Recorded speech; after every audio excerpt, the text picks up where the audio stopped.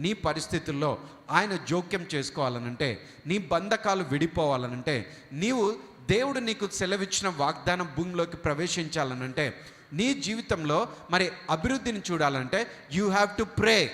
హల్లెలూయా. నువ్వు ప్రార్థన చేసే వ్యక్తిగా నువ్వు ఉండాలి. అదంతటకవే జరిగిపోతాయనని కాదు. నీవు నీ అవసరత ఏంటో దేవుని సన్నిధిలో మరి మొరపెట్టేటువంటి వ్యక్తిగా నువ్వు ఉండాలి. దేవుని సన్నిధిలో నువ్వు తెలియచేసేటువంటి వ్యక్తిగా ఉండాలి.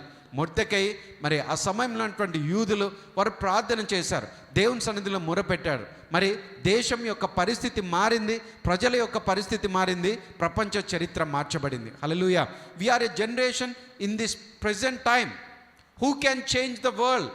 ఈ లోకాన్ని మార్చడానికి, లోకంలో ఉన్న పరిస్థితులు మార్చడానికి దేవుడు కూడా ప్రార్థన చేసేటువంటి వారి కోసం ఎదురు చూస్తున్నాడు. మరి పరిస్థితులు మారాలంటే నీవు మోకరించాలి. హల్లెలూయా.